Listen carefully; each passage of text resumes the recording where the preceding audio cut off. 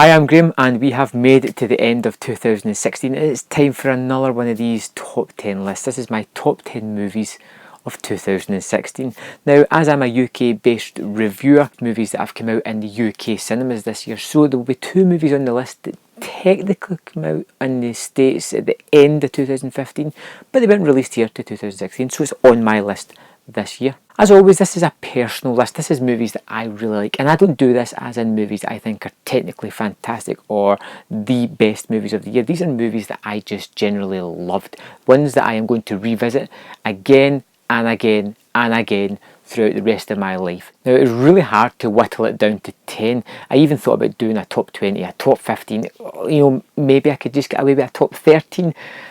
But I had to be ruthless, and there were some movies that I had to cut out my list, and I want to do honourable mentions, but I feel that that's really breaking the mould of a top 10, so let's just get into the top 10. And number 10 on my list is Nocturnal Animals. Amy Adams, Jake Gyllenhaal and Tom Ford's fantastic movie that just hit me so hard and just struck a chord with me. I love the way that every scene means something more than what that scene is actually telling you that it means. There's some subtext to it. There is so much to interpret from this movie, and there's no right way to interpret it. Whatever way you see the story of having unfolded, that is your way that you saw the movie, and I think it really makes for such good discussions about the movie. Even though the fact that you may feel strongly about one thing, you can understand why somebody sees something differently happening in the movie. I think it's a great film. Number 9 on my list is Jeremy Saulnier's Green Room, a movie that I was looking forward to, but at no point did I ever think it was going to end up in my top 10.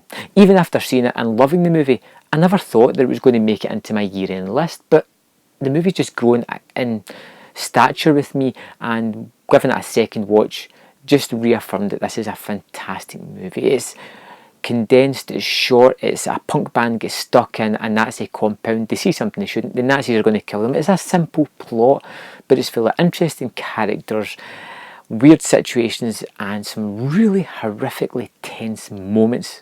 Number 8 on my list is Arrival, the Denis Villeneuve, Amy Adams starring alien invasion movie that is completely different from just about any other alien invasion movie you've ever saw. And this one again just struck such a chord with me. Just all about language, all about making the small decisions in your life.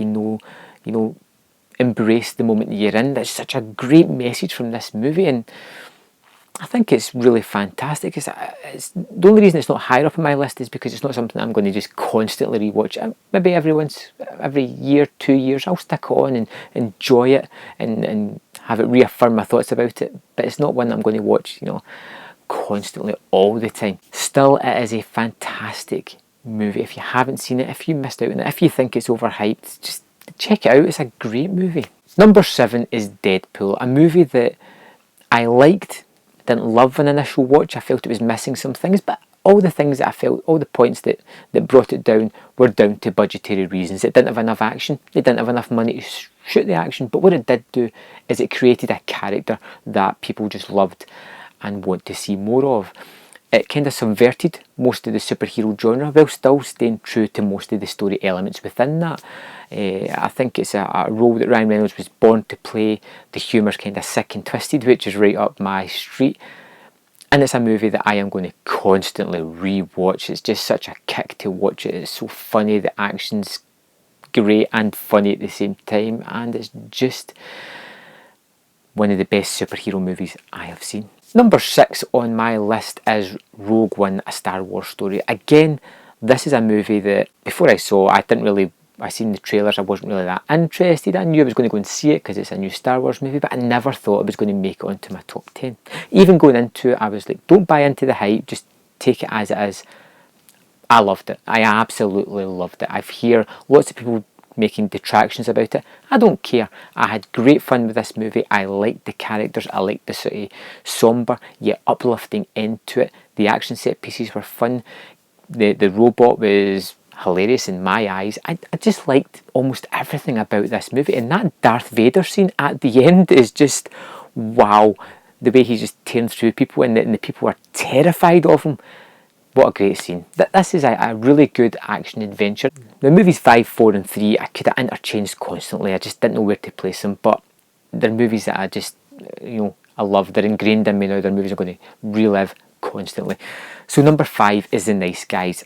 I'm a huge Shane Black man. I think he's great when he's doing that buddy comedy thing. Like Kiss Kiss Bang Bang was a movie that I adored, and it's finally getting the recognition that it deserves now.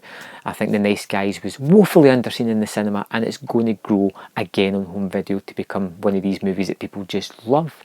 The pairing of Ryan Gosling, who is a comedic genius in this movie, and Russell Crowe, who is kind of wants to do well, wants to do the right thing, but doesn't quite know a way of going round about it. I thought it was a great pairing of these two characters, and a great tale, a great mystery with some fantastic comedic moments in it. Number 4 on my list was Everybody Wants Some, a movie that I was kind of wary about going into. I generally like Richard Linklater, but his movies are not always on my end of year lists. And being a huge fan of Dazed and Confused, this being marketed as a spiritual successor kind of had me worried, because that movie in my eyes is almost perfect, and I don't think this would live up to it. But I had a great time. What a great cast of characters. He is just one for getting the casting right in his movies, and he creates these three-dimensional characters that you want to spend time with, you enjoy seeing their antics, and you just generally like. I had a hilarious time in the cinema. I was laughing my head off, and I didn't think it was going to be that funny. And honestly, when I came out, I had so much to talk about. I wanted to relive the moments. I wanted to revisit the movie. I want to spend more time in this world with these characters. And I didn't think there was going to be a better comedy this year than Everybody Wants Some.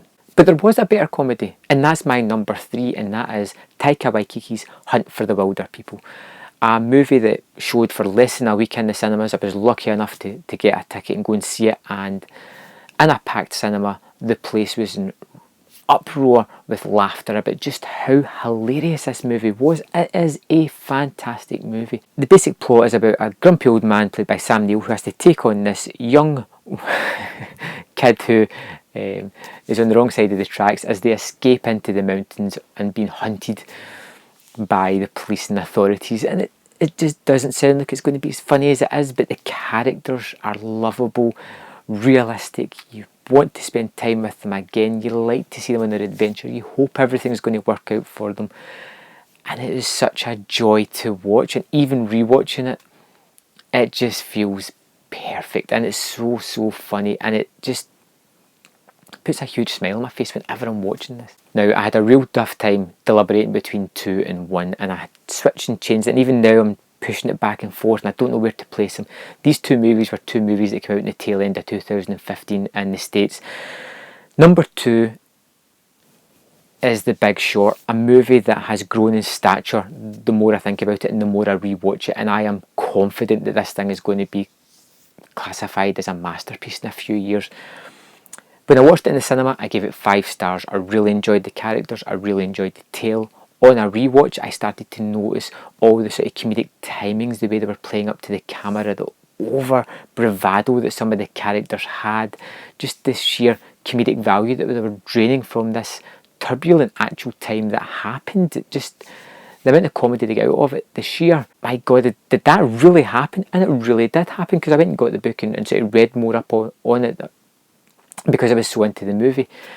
It has all these weird touches of like celebrities appearing to dumb things down almost for us, and just these ludicrous situations that generally happened. In fact, if it didn't happen quite that way, the characters turn to camera and point it out to you. It does all these little things that shouldn't really work in a movie, yet it works and fits perfectly in this film, and the characters are just so endearing and watchable, captivating. This was a fantastic movie, and also close to being my number 1 of the year.